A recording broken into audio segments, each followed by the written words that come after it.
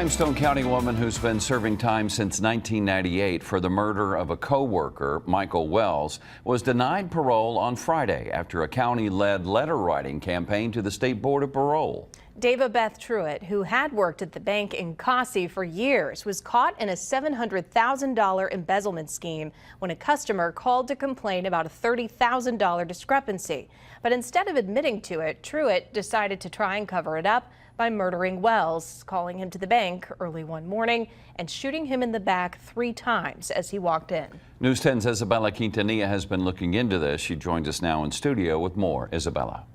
Yes, that's right, Lauren and Gordon. Now, in 1998, Truitt was sentenced to 30 years in federal prison for bank fraud and 50 years in prison for Wells' death. Now, 28 years later, Truitt has been released from federal prison and moved to the Limestone County Jail, where she was under state parole review after serving half of her state prison time for her murder conviction.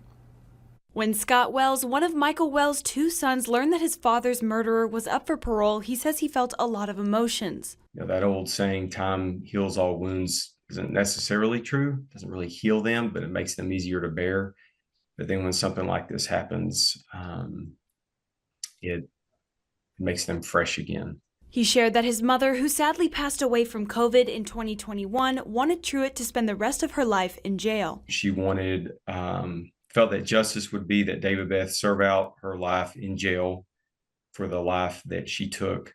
And so he knew he had to honor her wishes and fight to keep Truitt behind bars. Limestone County officials and the Caussey community didn't hesitate to help, starting a letter-writing campaign against Truitt's release. I think it speaks more so to the lasting impression that, you know, my parents had on the community and really just who they were as people.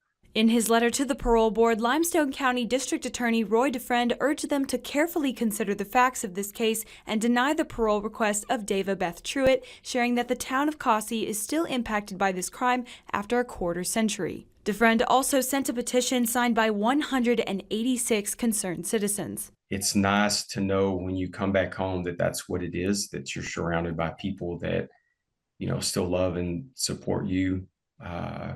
Even all these years after something like this has happened. On Thursday, Scott spoke to a member of the 3-person parole board panel. While he says it was a difficult process for him and the rest of the family, they were all relieved to learn Friday that Truitt had been denied parole. Very much a breath of relief. It gives the family a small sense of comfort knowing that she wouldn't be out and about. Expressing his gratitude to all those who showed their support and made their concerns known. Everyone who wrote a letter and showed how they felt really helped to have an impact.